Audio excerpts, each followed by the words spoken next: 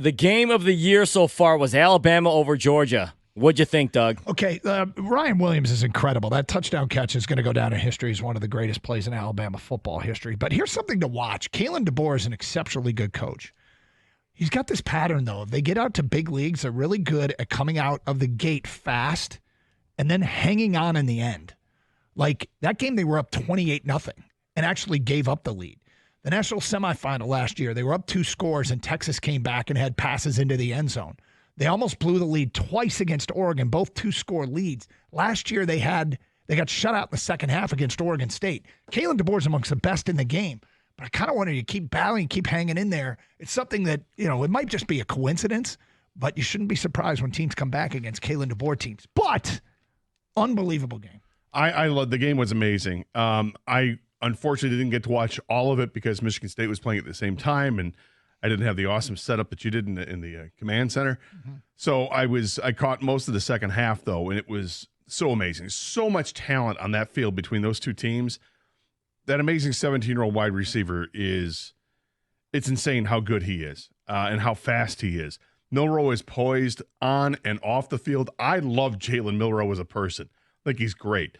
And the atmosphere epitomizes what college football is all about. As far as DeBoer is concerned, you might be right with that, and that's something he's going to have to figure out. But something that the rest of the nation is going to have to figure out, this Alabama team is not a Nick Saban team. It's a DeBoer team. So Kalen DeBoer is going to put his own stamp on it. It's going to be different football, and I think people are just this is what Saban would. No, it's different. It's totally different. It turned out to be a great game. In that first half, Alabama was eating the dogs. That's right. It was terrible in the first half. I mean, I thought I'd left them for dead. Wow. What? They were the Georgia dogs, right? I mean, I'd left Georgia for dead. It looked terrible. Beck looked completely lost. He had no idea where he was throwing the ball. But the second half, what a comeback. And to take the lead, incredible. Obviously a great game in the second half. Ryan Williams is unreal. 17 years old. Ridiculous. All right, the Big Ten and SEC are meeting in Nashville next week. The topic of discussion will be to guarantee 4 teams each in the college football playoff. Do you like this or not, Gator? Not even a little. I think this is the epitome of arrogance that can come from the SEC and the Big Ten. Unfortunately, we're lumped into it. I hate it. This is disgusting. You have to earn your way. What happened to that? We're going to guarantee each conference gets 4? Look, you may each get 4 in because the conferences are that tough, but you don't guarantee anything, okay? What you guarantee is that your champions get in there, and likely your runner-ups are going to get in there. And that's it. And I'm going to say likely, because who knows what happens from one year to the next. But to guarantee 4 from each conference, it's disgusting. I'm so disappointed in hearing the Big Ten was a part of that. I love the Big Ten. But think about this, because things change. They're cyclical, and conferences go from being stronger to less strong. Right now, the ACC is in that. But imagine if the ACC has a 12-0 Miami, 11-1 Virginia Tech, and a 10-2 Clemson, and 10-2 Clemson doesn't get in because they have to guarantee a spot for an 8-4 Penn State team. I mean, now, if they're not going to guarantee spots, they really do need to pay attention to strength of schedule. And they really need to allow teams to have some losses to get in. But I agree. You can't do this.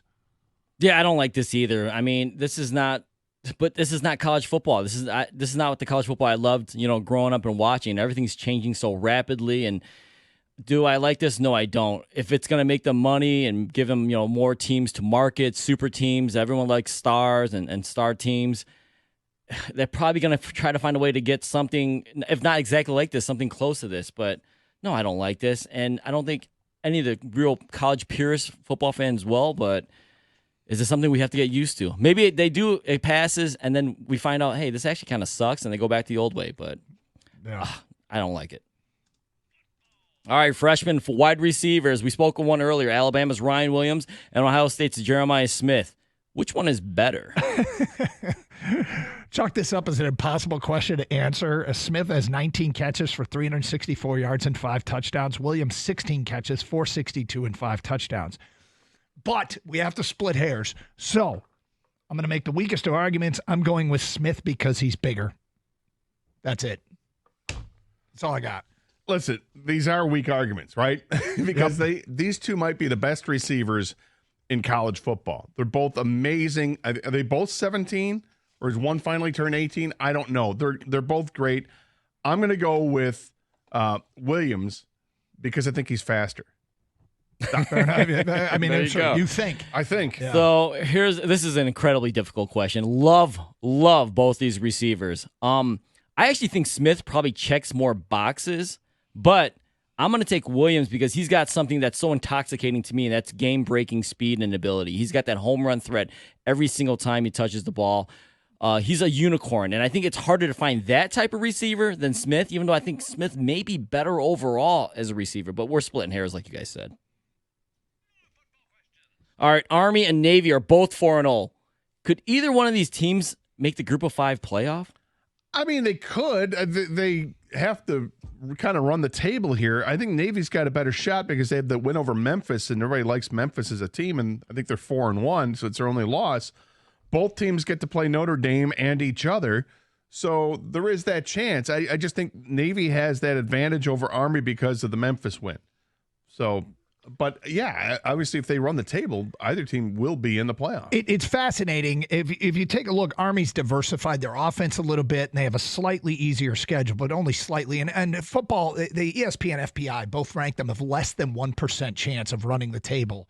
But I think Army sticks around longer because they play Notre Dame late, and they'll have some, maybe they'll have some belief at that time that they can steal that Group of 5 playoff spot. Here's a fascinating scenario, though. You know that the Selection Sunday is December 8th, and Army and Navy are scheduled to play December 14th. How are they going to handle that if one of these teams actually could get the Group of 5 spot and still have a game to play? But I don't think they thought that one completely through. I'm kind of rooting for that chaos. Yeah, if one of these two teams could claim that last playoff spot, that'd be incredible. What a story. But do I think it's going to happen?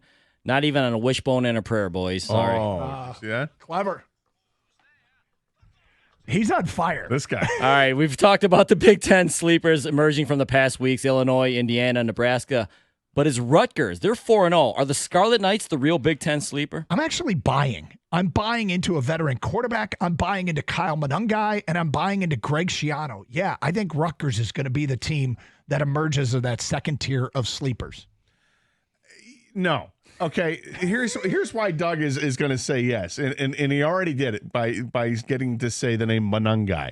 It's so much fun to say Monungai or Kaliakmanis.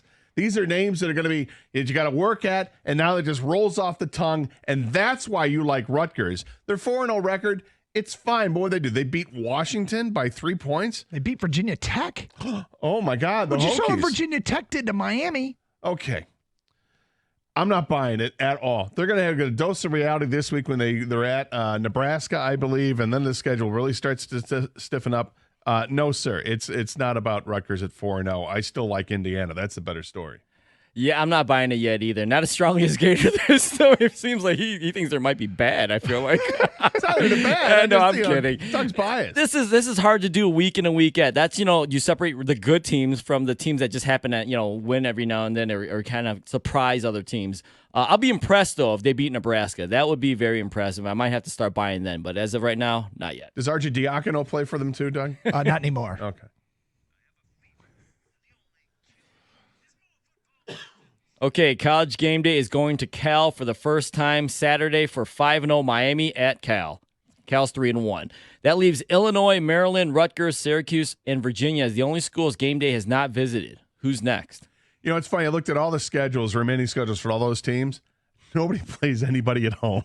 All the big games that they would have, like if they were to do something nice, then they go on the road to play, Oregon or something like that. It's just not going to work out for them this year. But in 2029, Illinois, on an October afternoon, they're going to take on an Ohio State team, and it's going to be a battle of number 23 Illinois taking on number 4 Ohio State. But only, I have one caveat, only if Brett Bielema is still coaching, because NIL will be solved by that point. This is funny because I think Virginia's going to host in 10 days. Gator's got 2029. If Virginia gets past, wins their next game, and that's BC Saturday, Virginia will be 4-1, hosting number 22 Louisville, who's got SMU this week, and Louisville will be 4-1. And I think Game Day's going to want to check the box. So I'm going to take Virginia hosting on October 12th. October 12th? Yep. I'm sorry, October 12th? Yep.